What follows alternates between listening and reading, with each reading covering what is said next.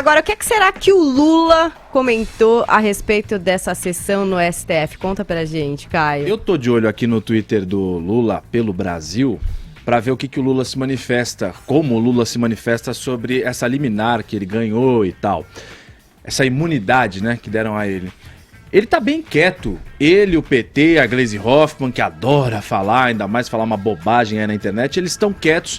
Já se pronunciaram todos a respeito disso, mas muito pouco na minha análise. Ontem ele fez um comentário bem curto, falando, olha, eu quero que os juízes se debrucem sobre a Constituição para me absolver e tal. Agora, uma hora atrás, ele colocou assim, espero que a corte, palavras dele no Twitter dele mesmo, espero que a corte analise o mérito do processo, apenas isso. Já fui investigado em 5 eleições, não posso conter a indignação diante do tanto de mentiras que já contaram sobre mim. E há uma hora atrás também ele colocou, logo em seguida, esse processo não era nem para estar em Curitiba. Se o tal do triplex que é no Guarujá, para me levar para Curitiba, inventaram uma offshore que teria pego dinheiro, enfim. Ah, e um terceiro tweet também a respeito disso. Espero que a Suprema Corte faça a correção e a justiça necessárias, porque eles não podem permitir a atitude messiânica dessa gente. Acredito que haverá um dia que vão me pedir desculpas. Bom, no site do PT tem como notícia só isso, sem uma... Claro, escrito sob o olhar dos... simpáticos ao Partido dos Trabalhadores, mas vem em forma de notícia. STF reconhece habeas corpus de Lula e concede salvo-conduto até julgamento. No Twitter do Partido dos Trabalhadores também tem assim, a capa e a fotinho central tem uma frase, o povo quer Lula livre.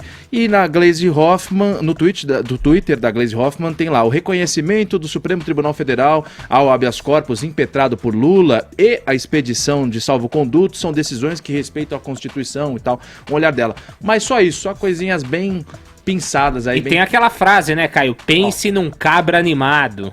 Pois é, pelo também. Lula depois dessa decisão. Ele que tá lá no Rio Grande do Sul. Tá ainda na caravana dele. Pregando a convertidos. Bicho, né? Jararaca, cabra. Interessante. Referências, né, Tonholi? Cada um com as suas. Agora, a Jovem Pan desde ontem vem fazendo uma cobertura de fôlego nesse caso. E hoje o Jornal da Manhã trouxe uma entrevista exclusiva com uma figura da mais alta relevância. Que figura foi essa, Caio? A ministra Carmen Lúcia, a presidente da Suprema Corte. Atenção, DJ Johnny Drum, tá tudo no jeito. Ah, é o Bruno, beleza. Então aí vai mais rápido ainda. Ó, tá como Carmen Lúcia 1, 2 e 3. Vamos soltar os trechos que a gente separou. Uma entrevista exclusiva dada ao nosso colega aqui da casa, jornalista Augusto Nunes. Ele fez as perguntas que muita gente gostaria de fazer. Eu não vou comentar, só vou explicar aqui pra gente ganhar tempo, não vou comentar porque seria até uma falta de respeito ao trabalho do Augusto Nunes, embora eu gostaria de contestar algumas falas da Carmen Lúcia, mas vou me limitar a apenas narrar. Eu cortei algumas falas do Augusto justamente pra gente ir mais direto ao ponto. Ele começou perguntando o seguinte: a senhora ficou satisfeita com o resultado, com o que aconteceu, com o desfecho da sessão de ontem? Ela respondeu: não há nem um caso de satisfação, é uma circunstância que se põe diante de um horário e das condições dos juízes para que, se houvesse uma continuidade, se alongassem demasiadamente, isso sobrecarregaria, provavelmente com consequências até pela capacidade física, e teria que ter continuidade na próxima sessão para que o julgamento seja justo, sereno, tranquilo, como tem de ser. Estamos lidando com temas da maior importância, como é esse caso específico e os casos que são tratados aqui. Liberdade, dignidade, direito à vida, os direitos fundamentais, direitos constitucionais. Ou seja, ela botou na conta do, olha, somos seres humanos julgando, ficamos cansados, então pôs na conta do cansaço, olha, tivemos que encerrar e tal, jogar pro dia 4, porque nosso cérebro se cansa e tudo mais. Uma outra pergunta que o Augusto Nunes fez, Paulinha, que é bastante interessante, é o seguinte: ele falou, ministra, durante as falas ali, o Gilmar Mendes e o ministro Roberto Barroso falaram que o Lula não pode receber um tratamento diferenciado do que os demais brasileiros. A senhora acha que isso está acontecendo? No meio dessa resposta da ministra Carmen Lúcia, prestem atenção, porque todo mundo vai escutar e vai pensar a mesma coisa que o Augusto Nunes também pensou, só que ele entrou bem na hora certa e fez aquela pergunta que pode ter certeza que você ouvindo agora você vai querer se fazer. Então vamos ver o que a ministra Carmen Lúcia respondeu. O ex-presidente Lula tem que ter o mesmo tratamento digno, respeitoso pela justiça brasileira que deve ser dado a todo e qualquer cidadão. Nem alguém pode ser considerado diferente por ser mais rico ou mais pobre, mais importante ou menos importante, ser líder ou ser um trabalhador. Isso não tem e não pode ter importância. Seria a quebra da ideia de justiça, mas principalmente a quebra da ideia da igualdade. E essa é uma grande conquista no Brasil. Por que o pedido de habeas corpus em favor do Lula foi para a dianteira da fila, ministra? Não foi para a dianteira da fila. Ontem, as turmas julgaram algumas dezenas de habeas corpus que entraram muito depois do habeas corpus do ex-presidente Lula. Não foi para a dianteira. Não segue uma ordem. A ordem é a ordem da urgência em razão do ato que é questionado. Neste caso, a urgência foi considerada e liberada, a decisão do ministro Fachin, segunda-feira, pela legislação brasileira, artigo 664 do Código de Processo Penal, liberado para julgamento, o habeas corpus é levado em mesa, ele não é nem pautado, porque teria um prazo mais longo, na primeira sessão subsequente. A primeira sessão foi a de ontem, mas eu perguntei ao ministro relator, que entendeu que seria mais conveniente que fosse hoje. Bom, ou seja, ela falou que o Lula realmente não está recebendo tratamento especial e que o processo dele não entrou na frente. Mas cabia perguntar, porque todo mundo pensa, pô, mas ele pediu anteontem e já está sendo julgado e tal. Foi um ponto interessante dessa entrevista. E o Augusto também perguntou, você que ligou o seu rádio agora, Augusto Nunes, nosso colega aqui da Jovem Pan, conseguiu essa entrevista exclusiva com a ministra Carmen Lúcia ontem em Brasília, depois da sessão que estava julgando o pedido de habeas corpus do Lula. Ele perguntou o seguinte: toda essa pressão que tem em cima da senhora, ministra Carmen Lúcia, como é que a senhora está lidando com isso? Porque a gente tem visto todo dia praticamente nos jornais um grupo de ministros lá do Supremo, Paulinha, pressionando a Carmen Lúcia para que se coloque na mesa de novo a discussão sobre o entendimento de 2016 sobre a prisão após segunda instância. O que foi discutido ontem não foi isso, foi justamente o pedido de habeas corpus do Lula para que não seja preso até que os embargos de declaração do Lula lá no TRF4 sejam julgados, sejam analisados. São questões diferentes, mas a pressão é sobre a mesma mulher, que é a ministra presidente da Suprema Corte do Brasil. Vamos ver o que ela respondeu como essa pergunta do Augusto. Como que a senhora lida com a pressão? Com absoluta tranquilidade.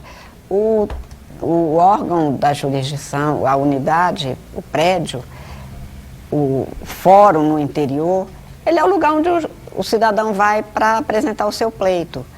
Há que haver realmente essa tranquilidade para saber que todo mundo tem direito de apresentar o seu pleito. Não significa que ele vai poder ser atendido, nem que será atendido, até porque às vezes não tem base legal. Agora, o direito de ser ouvido todo mundo tem. O judiciário tem que ouvir.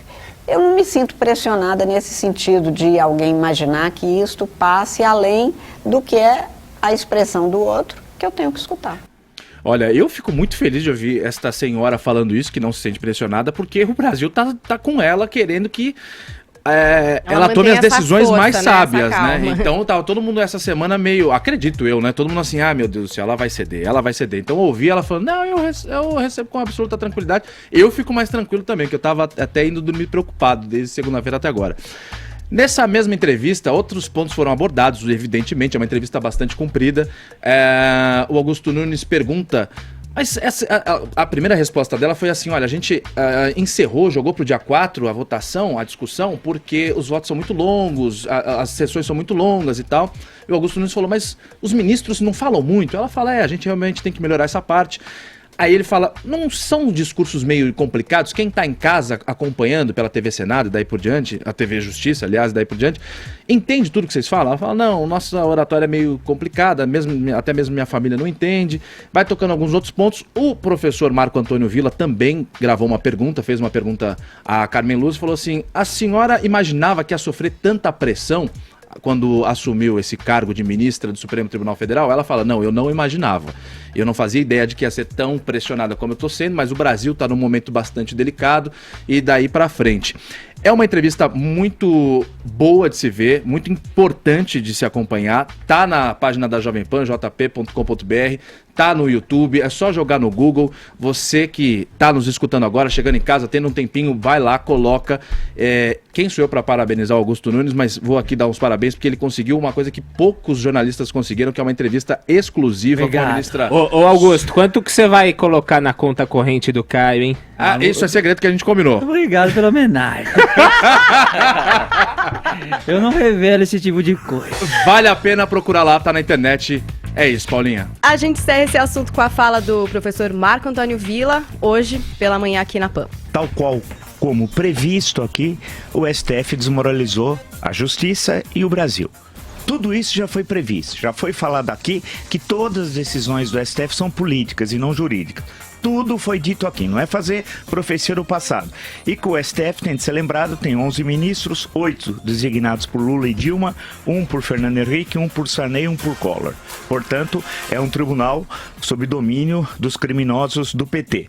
A pergunta rápida que nós vamos voltar a esse assunto, evidentemente, durante o jornal, tendo em vista a sua importância fundamental, né, que isso marca a história do Brasil contemporâneo, a pergunta é: por que eles fizeram tudo aquilo? Aquela farsa, que foi mais uma farsa, um tapa na cara de todos os brasileiros. A tríade demoníaca está presente, aquela que eu falei, que venho falando há anos aqui. Estava presente no julgamento e tal. Dia 26, segunda-feira, o TRF ia se reunir, vai se reunir e vai confirmar. Os embargos de declaração serão conhecidos, os esclarecimentos da sentença, e vai ordenar a prisão do Lula. A ordem vai para Curitiba, ele poderia ser preso segunda, terça ou quarta. Ou seja, antes da Páscoa. Portanto, a decisão tomada, dando a liminar oral, uma liminar ali de boca, né, feita pelo defensor do criminoso Lula, foi uma das maiores vergonhas da história do STF. A pergunta é: eles não poderiam continuar a sessão à noite? Poderiam. Mas eles estavam cansados. Tem ministro que caiu fora antes de terminar a sessão. Não poderiam continuar hoje? Hoje é sexta-feira, todos os brasileiros trabalham. Não, o STF não trabalha. Poderia ser na segunda-feira que vem. Por que não? É semana da Páscoa. Eles caem fora, cada um está pensando em si. Eles não vão trabalhar segunda, terça, quarta, quinta. Eles vão cuidar dos seus assuntos. Marcaram para o dia 4 de abril. Por que não para o dia 2, na quarta? Marcaram para quarta-feira, dia 4. Por quê? Porque cada um está cuidando da sua vida. Em síntese, não vale nem a pena. Tem hora que dá desânimo de ser brasileiro. Dá desânimo, dá vergonha. Então tudo o que eu disse aqui, o importante é o seguinte, insisto. Tudo o que eu disse aqui absolutamente ocorreu. O STF é uma farsa, todas as decisões são políticas, Lula está acima da lei, e se a sociedade civil não se levantar democraticamente, entenda-se, contra essa república carcomida, destruída, nós seremos humilhados, o nosso papel de ser escravos dessa hipocrisia chamada República Brasileira. Mas nós vamos voltar a esse assunto, eu tenho um monte de argumentos aqui registrados, mas é um dia de luto para os brasileiros de bem.